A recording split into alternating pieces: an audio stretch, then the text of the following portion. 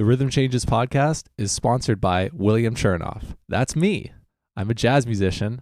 I have a song coming out here in July 2021 with my friend Will Clements. It's called Don't Miss Me. He wrote the lyrics, I wrote the music, and the release date is Friday, July 30th.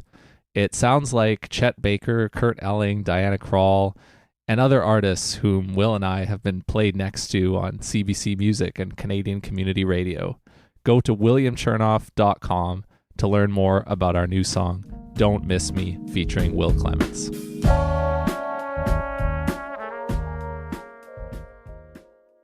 At this stage of my career, it's gravy. It's a bonus getting to continue to do this. You used to be able to, you would be quantifying things, money in your bank account, everything else. And I think that that's changed a lot.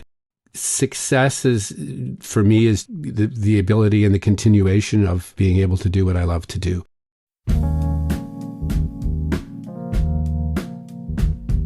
Welcome to the Rhythm Changes podcast. I'm your host, Will Chernoff. Today I spoke to Jay Knutson. Jay is best known for being a founder of the band Spirit of the West, but I played with Jay in a band called Early Spirit for the last few years. The band continues without me and has upcoming gigs, including on July 17th at the Harrison Festival in British Columbia.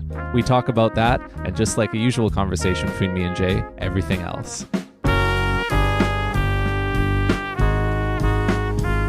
So how are you, man? It's been a long time.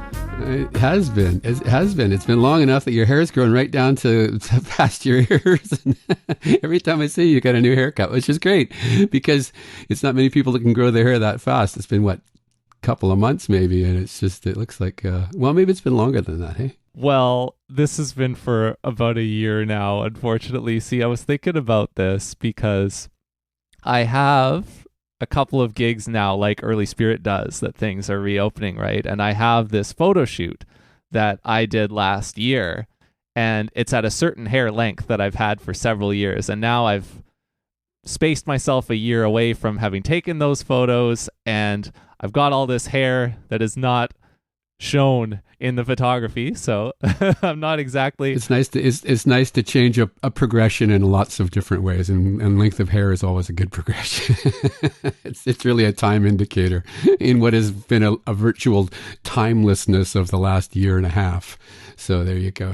We can only tell the time has gone by the length of our hair and our beards, which is also manifested and showed up over the course of the last year and a half.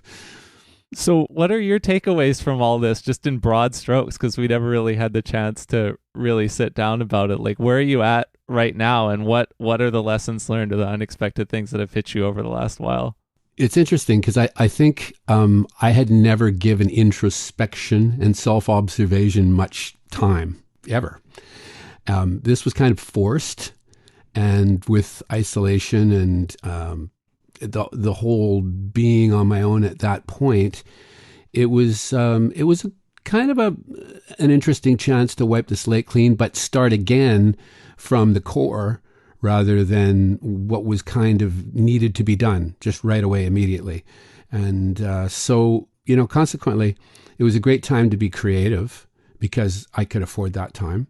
Great time to step outside the safe boundaries of, writing for purpose specifically, and be able to kind of extend out over things that you might not have done before. Fortunately, we've got the technology, the mediums now to be able to at least open that up a little bit, get that down and record outside. So I think, in retrospect, not that I would wish to repeat that whole last year and a half, but in retrospect, I think I will make time each year at some point to be able to get away, just to be able to kind of do this, just to read things that I've wanted to read for a while, to write things that I've been wanting to write for a while. I mean, it's really easy.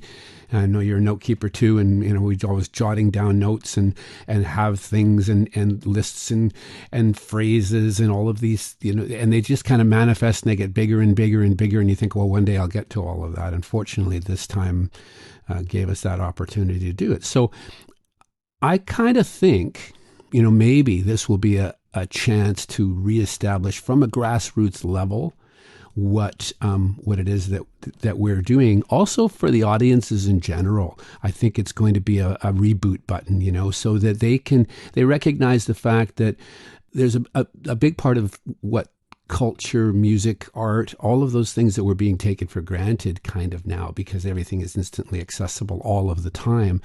Without the opportunity, especially in the case of live music and the bands that they're following and such, again, I think establishing at a grassroots level where it's not out of control, where the tickets aren't going to be through the roof and you don't have to join a line for 80,000 other people to see a show, that hopefully, fingers crossed, that's going to kind of, progress again, and we'll be able to sort of rebuild that. And so in that respect, I'm somewhat optimistic about what's going to be happening.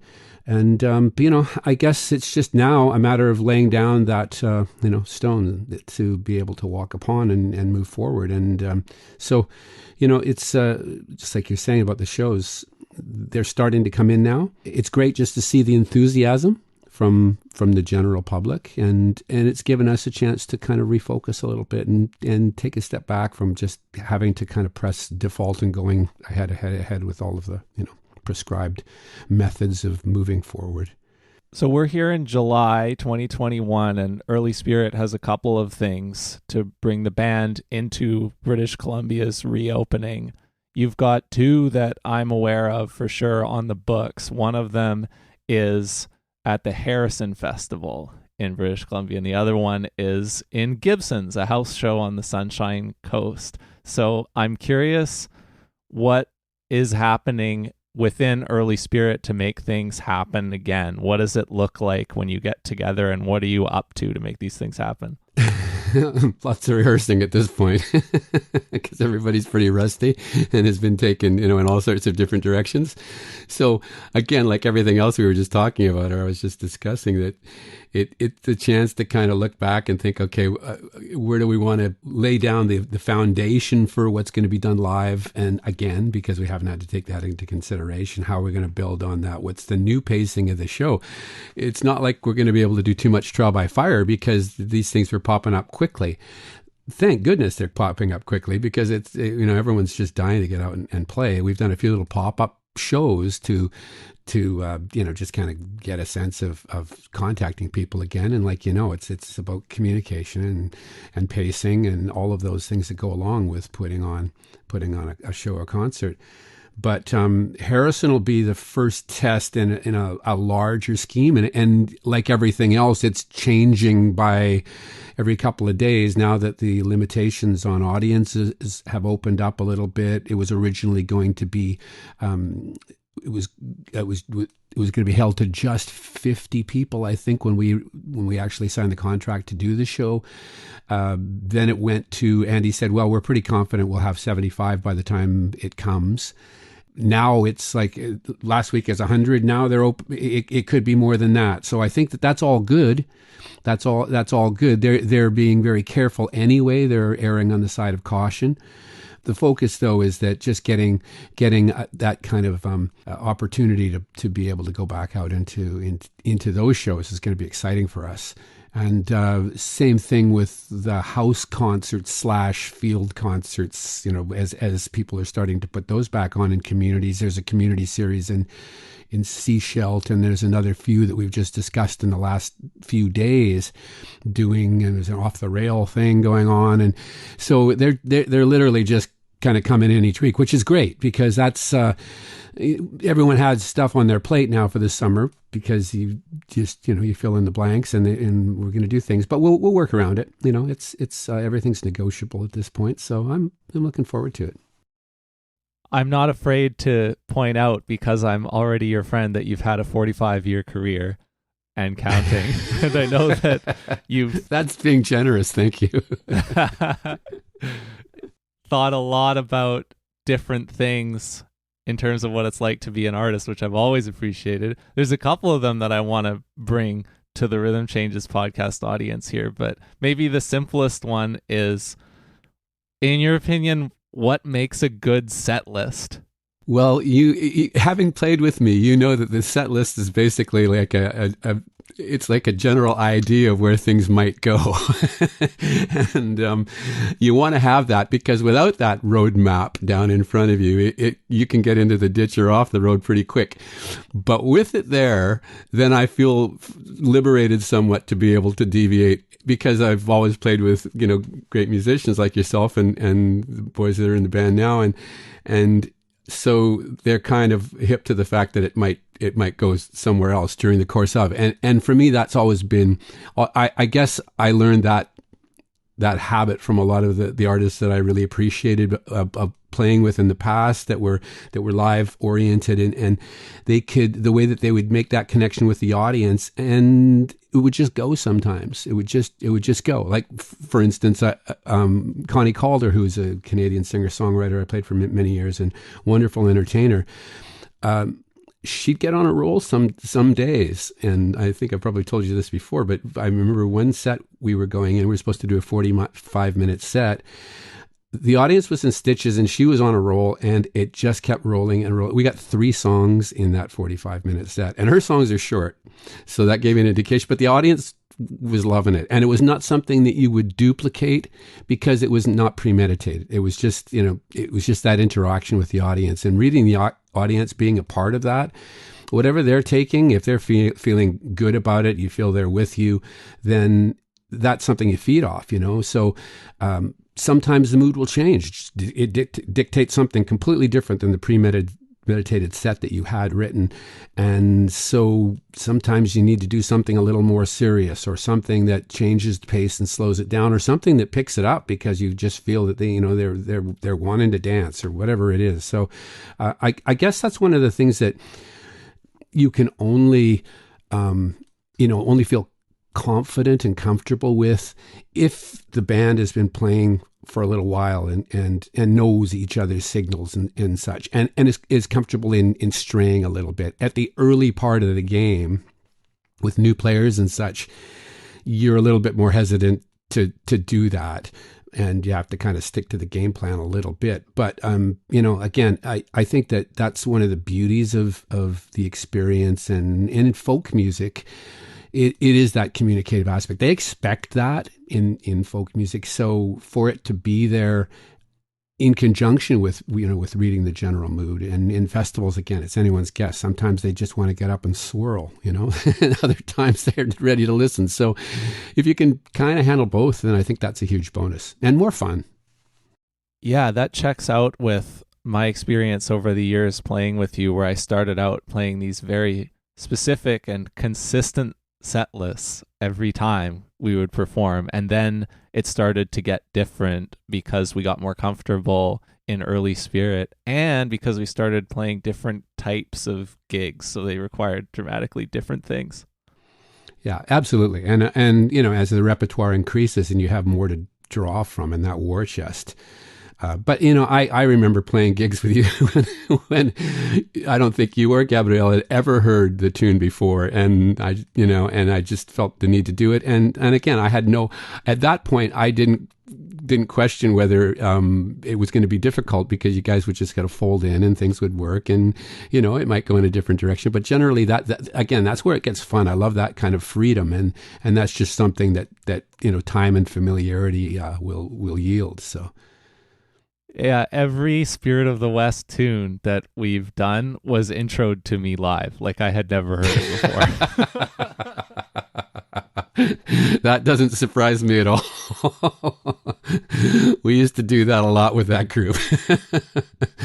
But it certainly doesn't, and as you get a little bit older, you just start taking things for granted, So I remember one day in that heady time when Gabrielle and I were starting the band, where we went online and we searched up some of those songs on YouTube and listened to the original recordings for the first time, and we were like, oh, that's what it sounds like.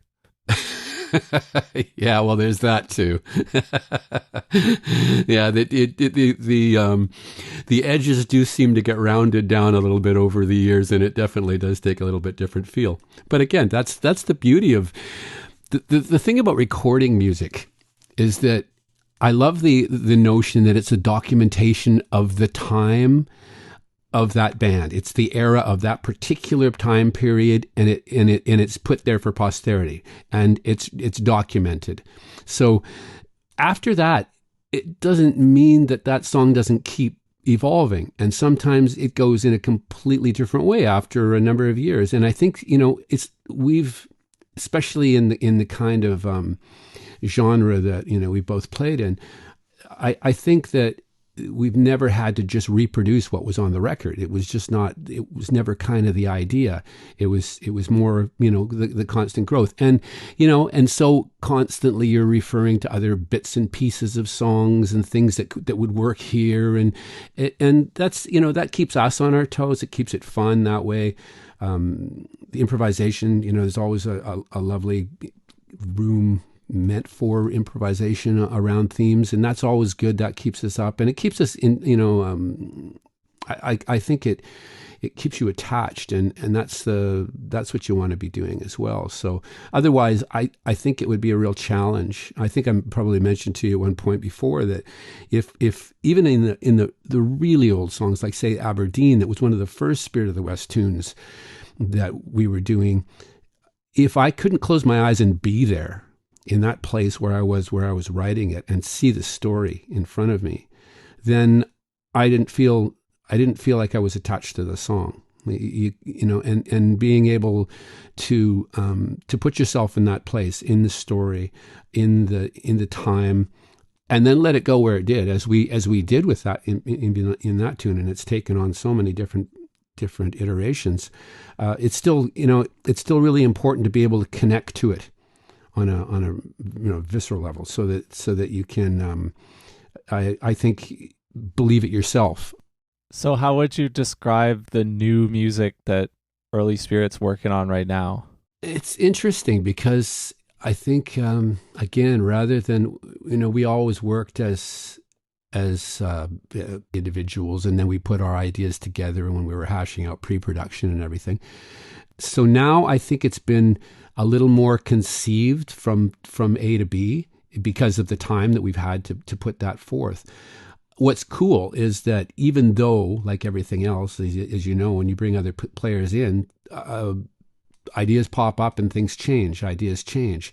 So I don't think it's a huge diversion from the process that we did on the first album. I think the new album is pretty exploratory, and there's a couple pieces that are going to be way outside that box that we've been working on. One with some symphony players and arrangements that are going to be with some horns and clarinet and just some winds. It's going to be a little bit different, and intentionally, I think that's important too. I think that's a growth step. For me as a writer, I heard it in a completely different fashion, and I wasn't going to use that particular piece in context of Early Spirit, but going back on it, I thought, no, this is a real good opportunity for us, and it's not a whole change of direction. It's just again adding a few new colors to the palette to be able to paint a broader picture from. So that's been kind of exciting, and then there's a few that we've had in the can now for a little while, and that Hollow Tree being one, and so we have a bit of a horn arrangement on it, but I don't know whether we're going to use it or not. We'll see how that goes. It's going to be fun to see exactly how that's put together. In my mind, it's the concept of like I said before, documenting that one particular period of the band has broadened a lot because it's now encompassed the better part of 2 years that we're accumulating all of these different influences from. So I think they'll definitely be the cornerstone kind of pieces that we're used to that feel like the band, and we could go out and just pretty much perform as is on stage. And then there's going to be some other little like I said, it's kind of adventures, and I'm looking forward to getting into the studio and then using that extension as well, because it's really a creative tool as well, so that we'll be able to take it into an environment where we'll be able to create on a different level, again, having that broader palette. So it'll be fun. Now that it's been a few years since Early Spirit recorded and released Unrelated, it gives you the chance to reflect on it in maybe a similar way as you can on all the other albums that you've made in your career, because there's enough distance. And when I think about that time, I feel that it just felt very kind of predetermined. Like we were just moving so fast that it's like we didn't even know what was going to happen. It was just going to be what it was. And I won't say too much more about. I'm curious your thoughts on this. How do you reflect on the year 2018 or the time making Unrelated? Yeah. Yeah. Well, it was, you're right. It was all of a sudden we're out of the gate. We've been lining up for a while. They've put everything into place, and then the gates open and you're running. And that's kind of what it was. We had, we played together as a trio and with Gabriel and yourself and myself. And so we had some ideas, but clearly Early Spirit was taking a little bit different direction, incorporating a lot of different things. And we pretty much spanned the country in as far as where geographically we were recording, but also I think in the approach they were radically different from Monarch to recording in Quebec, and so I applaud us for being open enough to use that. And to because that's pretty diametrically opposed, not opposed, but situated as far as putting that album together. And I think it's a great documentation of that particular time, and showed the evolution and the core of where it was going to go, because there was a lot of outside influences at that point.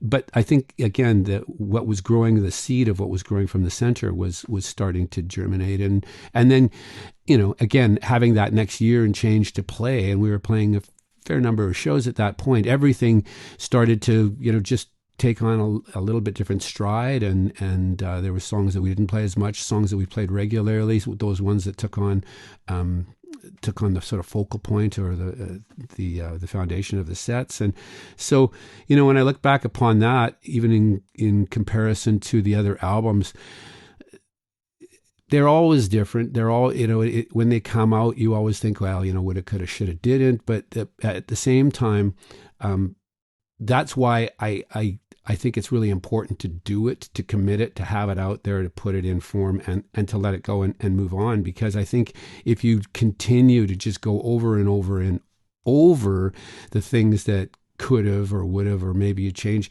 that whole editing process, in some ways I think it negates, it actually takes away from the spontaneity, the spark that originally attracted you to those songs, and they can become something that they weren't, and probably not for the better.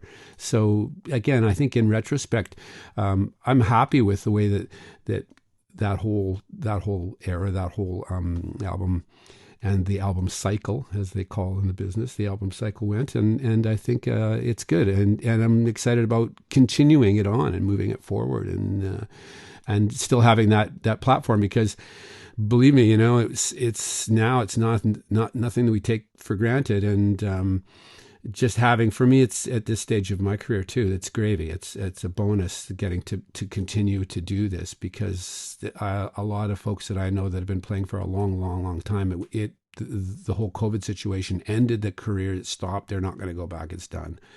And that's a tsunami that's kind of rolled through. And so I'm grateful that I still have that opportunity to be able to do that. That's really cool. That plus what you've already mentioned about community building, grassroots, says a lot. But curious, any other thoughts as you look at the future of the band or just your own music making? What would success mean for you personally? Yeah. Well, again, I think because I've had a few years under the belt, and it's been a long and winding career, I think success is, for me, is the ability and the continuation of being able to do what I love to do, and the level, putting it up in lights, putting it up, making hard, fast commitments to goals and such. It's important for the band to have a good game plan to be able to put that down. At the same time, just the process is a huge part of it. and I think I enjoy that enough to know that that for me is successful enough in this business. I, you know, it's a tough one. You used to be able to, you would be quantifying things like that by record sales, by gold records, by attendance figures, by, you know, just money in your bank account, everything else. And I think that that's changed a lot. It's not so quantifiable these days, and I don't think it needs to be. Again, I think with kind of a mental restructuring as to what it is that we continue to do and move forward, it's you take a lot more of it in on a level that I think is just more important to the heart and to the soul, not so much for the measured success of what it is. So, you know, it's just as long as you can, you know, play the drop, and hopefully that won't be too soon. So we're trying to stay away from that. But you know, I've lost a lot of people in the last number of years, and it smacks of mortality. So as you see a lot of your icons, the guys that even we played festivals with in the early days that are not there, or you know, at the point where they're not going to be able to play again, it just makes me think that I have to now more than ever focus on the present and just kind of continuing this next stage, and take it as it comes, and because that's all we've really got, and that's all we can do. So I'm a huge fan of Aidan Goheen, the new bass player of Early Spirit. What's it been like bringing him in? Aidan's a character. It's great. He's it's been good fun. He's very easygoing and a sweet guy, and he's not ready to tell Gavin and I to shut up yet. You know, so he's got to learn the main lesson then. I know, exactly. Right now, I think he's just watching the wheels turn. You know, so as soon as he gets the gumption, maybe that'll be a whole different story. But as it is right now, he smiles a lot, and he seems to be having fun, and that's encouraging. You know, that's encouraging, and he's a great player. So that, you know, that helps too. And it's a different voice. And, you know, it's always like that, Will. It doesn't matter. Doesn't matter what band it is. You know, it could be anything from, you know, from us to, you know, a rock band that's been playing 20 years and only has one or two members still originally in the band. Everything changes all of the time. And if you can still be excited about it, and that input, although it shifts the complexion of what exactly, you know, you're doing, it's it never, you know, again, I think it's just redeveloping and shifting that core a little bit, and so that if it still feels vital, if it still feels like you're feeding off each other, if there's that little kick of energy, then that's all good. So I'm again excited about how that's going to show up on stage. You know, once we get those situations, because it's you know, it's a whole different thing doing it out there rather than just sitting back and working the tunes and working arrangements. So you know, they're really pre-production, recording, performance. They're all, you know, they all have their own dynamic and quite unique from one another. And so, you know, again, I think it's just a matter of getting out there and doing each one of them to kind of polish up your craft a little bit. So you play an upright bass? Both. Yeah. Right now it's about half and half. And we're rehearsing tonight with Mando and me Bazuki, him on Mando, and Gabrielle playing fiddles and such. And so it's we might even get the tenor guitar in there too. So it's going to be a string onslaught, a fixed string onslaught, fixed fret onslaught, which will be kind of fun. Maybe that's too specific, but like, how do you choose then? Like, how does he know what is he going to play upright on? What's he going to play electric on? Which songs are which? You know what? I've totally let him interpret it this time. So you're right. It's fun rather than us just, you know, standing on and dictating. It's been fun to let him interpret what he thought would cover those things, and it's been, you know, he's pretty sympathetic to the overall feel, the overall grooves, and that's helped a lot. in that determination. It's he's playing a 5-string, which is a little different than what we were using before too. So there's kind of an extra low frequency presence that we hadn't experienced on stage and such before, which is good, and that has to be used sparingly like everything else, and so that's been cool. And the Mando thing, well, we'll see. It's a bit of an experiment, but I know it's gonna be fine. It's just, again, we're gonna have to readdress some of the tunes that we were taking for granted that we just didn't do that. For a long time, I was not, with this group, I wasn't playing the bouzouki at all.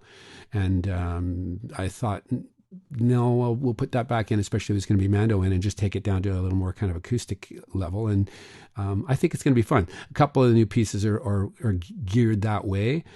We're revisiting another tune on the new record called Irreversible Trend that I wrote a number of years ago that's going to have a full string arrangement, one of the ones we're going to do with the symphony players. And so that's really changed the dynamic of that piece as well. So I'm quite excited about that. And of course, that'll be acoustic bass and acoustic guitars and such. But it's just, trial by fire. So I got another one for you here after what makes a good set list. What makes good live sound on stage and front of house? If I only knew the answer to that question, I would have not put myself through that torture for the last 50 years of live sound on stage. But I think it's getting a little bit closer these days, because one of the great things about breaking it down as we did with Early Spirit was that we didn't, because of the kind of whatever the level of the fiddle was, we could kind of play around that, and that kind of dictated and that's a pretty low on stage level. I want to jump in here for a sec just to break it down for either non-musicians or people who haven't heard any of our music or your music before, like, because a lot of people nowadays, especially younger musicians who've grown up with computer music, you're DIing absolutely everything. Literally, like, what instruments are you playing and how does it work, and why is it harder to get a good onstage sound and front of house sound sometimes because of these things like acoustic instruments? Yeah, I think the biggest misconception about the live stage sound is that you actually think you can control it being the musician on stage, and you can't. So once you rid yourself of that notion, you think, oh, I'll just crank it up a little bit because I need to get more guitar here and the audience is going to hear all of that. And they don't. All that does is mess it up for the sound guy who you're putting your faith in out there, right? And it's the same thing with the monitors. If you're trying to immerse yourself in your particular monitor sound because that's all that you're focusing on, and it's just really important that it's just you in there, well, that's not the way you're playing off your friends. And so again, I think getting back to the folkier days when I was touring, we used to set the stage level around the grand piano. If that kind of set the level, then everybody else would work around that. And so that made it a lot easier to find your place. And then I think I kind of took that lesson one step further. And now, again, working with the violin, it kind of sets up an acoustic level that once you can create the vibe that you do when you're rehearsing and everybody's listening to each other and you're all listening to one another, once you can get that stage sound based on something that's really comfortable with everyone else, and everyone's playing off each other to hear each other, so that makes it the best. Then if you're on the larger stages, you do try and recreate the same thing on that stage in that little area, and you let the sound guy take care of what goes out front. And I was surprised because in a festival like, say, the Roots and Blues Festival that we did, that I was surprised at how strong that sound was out front when I heard people had taped and such, how big it sounded, because I remember it being on stage and it being very tight on stage, and just thinking, they know what they're doing, it'll translate, and it did. It's always a problem. When I remember seeing at the time of everyone using in the sort of 70s, in the early 70s, everyone was using massive setups on stage, big amps, Marshall stacks and everything linked together. And the sound was ridiculous. It was really hard to control. You were lucky if you could get vocals above everything. I went to see John McLaughlin and Mahavishnu Orchestra in Vancouver, and I remember coming on, and he had an amp that was the size of this monitor on stage, and that was it, and a microphone in front of it. And I thought, this guy's a guitar player. How's he going to be able to do all that stuff, especially at that point, because it was getting, it was pretty tight. Jerry Goodman was playing violin, and it was a very, it was a cool band, but pushed, and it was very electric. And it killed. I mean, he had one of the little prototype Mesa Boogies, and I guess he liked the sound enough that he just thought, well, if we put a microphone in front of it and put it right out in front, now the front of house systems were getting large enough to be able to translate better, and it sounded great. It sounded as big as any guitar sound. In fact, debatably a lot bigger, because it was coming off at a volume that was controllable, going through the front of house, and they could focus on him when they needed to. So that was early in the game, but not many people did that even for a long time after that. But that was early in the game to learn a little bit about that lesson. Of course, that didn't stop me from buying a Marshall stack and and destroying my ears for the next 3 years. But it's just, that's the way it was back then. It was a status thing, that's all. So now is the thing to really make the best possible live on stage sound, especially with front of house, is it that you want to feel confident that you're hearing the same thing that the audience is hearing? Oh, I think so. I think you want the audience to be hearing the same thing that you are creating. And that's really important. It's not just about hoping it all goes out there and gets mixed at a good level. You want to be creating it you want to create that environment on stage, and you want it to be well translated out front. So you need faith in who's ever doing the front of house sound to make sure everything's there. But I think, it's interesting when you talk about now in modern music, especially everything being DI'd, and that happened too in the 80s. When I remember, again, going to see Gowan when they first came out, and Tony Levin was playing bass, and Jerry Murata was drumming, and so they had a killer band. It was, it was great, but there wasn't a open mic on stage except for the vocal mic, and at that stage of the game, it kind of sounded dead, even in a live environment. There was no ambience. It didn't kind of everything was taken DI'd, and at the time it seemed like a revolution, and it kind of was in some respect. But like every other revolution, there needs to be kind of a both sides played out and balanced. And so I think that was that was a step in controlling some of the things that did indeed need to be DI'd, like miking Hammond B3s and things was always a difficult chore. So it was nice once you could emulate a lot of that sound, once you could get through to getting proper direct signals from keys, and that was really helpful. I think that made it a lot easier for the players and for the musicians to be able to hear. So. Yeah, that makes sense. Of course, yeah, nothing is really new. It's happened in the past decades. Yeah. First, the King Crimson actually did a tour where there was no open mics on stage too, which was, for a band like that was, again, pretty early. So we've always been exploring in how to get that better sound on stage. But I think it comes down to, again, you create the environment on your stage in your bubble, and then have that interpreted out front as best it can be, and that's usually the safest anyway, in my experience. So, what's the current status of your Facebook video series, or how do you feel about having done that? That was well, it kind of almost kept me sane for that time, and I kind of had a rule of that I abided to at that point, where I wouldn't do anything.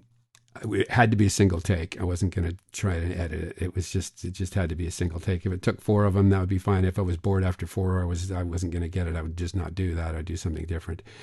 But to be really honest, it was just as important about just talking to people, and having the focus of one of the tunes that may have, evoked a particular time or a story just made it a little bit easier. And that was good fun. I enjoyed doing that, but I had done that twice over the period of the whole COVID time period where everyone was semi-isolated. And it was, you could tell, like anything else, that there would be a point when I needed to, the weather was getting better. People were getting outside even last summer. So, you needed a break. And it's like writing in general. You need a break. You just can't force that all of the time. When, we're traveling and I'm doing the daily logs and such, it's the same idea. As long as you're getting that constant stream of input, as long as you're getting all of that information coming in, it's easy to synthesize and just and put that out in your own words, just the observations of what's happening out there and through fun anecdotes, etc.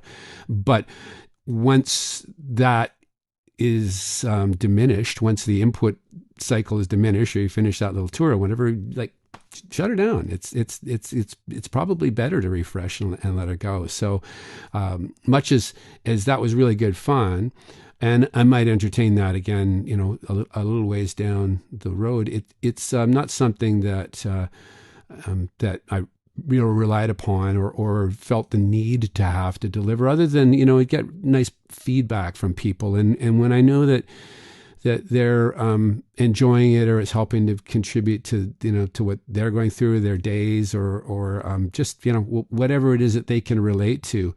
That's kind of what we do this for, right? It's the same as performing. Once we know that it's actually making you're pulling someone in, or it's making an impression on them, or they can relate to it for whatever that is. It's storytelling or the music. It's something that's the kick. That's what that's why you want to be doing it.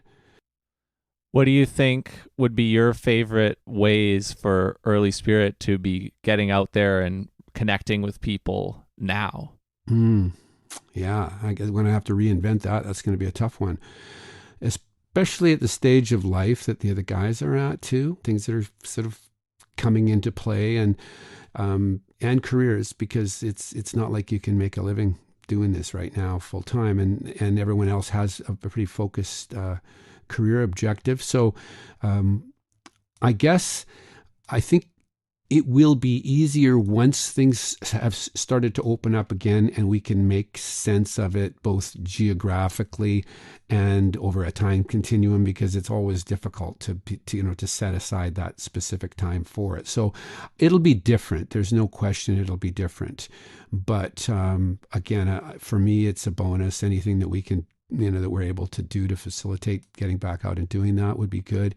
I've just put Knutson.com, my website, back up, and it's going to be more of an umbrella now than it was before. Sort of solely focused on, I want to have lots of different mediums for exploration on that. Nothing that it's going to be taking too much time, because as you know, I'm not particularly tech savvy to the point where I feel comfortable doing that, but I'm getting some assistance, which is good, and I can just kind of rely on being the content, not having to be the facilitator of getting it out. So that's fun. And with video and the ability to do recordings at home, to be able to use a lot of different things, to be able to write the diaries and things, to be able to put all that stuff up. Again, if people are inclined to do that, it's a motivation, but again, the core of it is for me. It's to be able to continue to use that as an outlet for a creative development and just for fun. So Jay, I'm thinking that we could have you back on the podcast at some point. I'm thinking maybe in person, have a fresh bottle of Monkey Shoulder ready for the occasion, and we just let her rip, because there's so many other things I could ask you, because we'll have to put off all the myriad other things we could talk about until that future episode. I'll just throw you one more quick question here, and then we'll get out of here. I'm definitely coming to see you in Gibson's, and I'm looking forward to how your show at Harrison Fest goes. But all I want to know at this point is, before you take the stage, either or both of those times, will all four of you do 10 push-ups? Oh man, we've upped it to 15. So I mean, and Aiden, I mean, he's a canoe instructor, right? Like out at Deep Cove. So man, it'll be 20 by that time. And yeah, no, we've got some catching up to do. So yeah, I've been practicing at home, but it'll be at least 10, if not 15, and then we'll see how it goes. Might even up to 20. So. All right, I'm going to sign off. Thanks for taking the time to talk with me, my friend. No, absolutely my pleasure. Good to see you.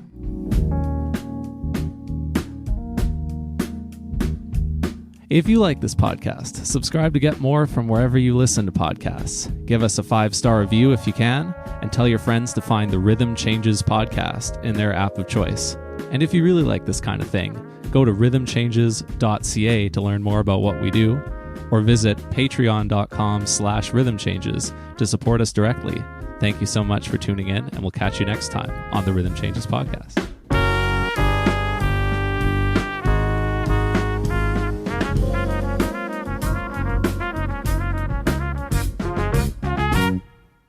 Rhythm Changes is a Chernoff Music production.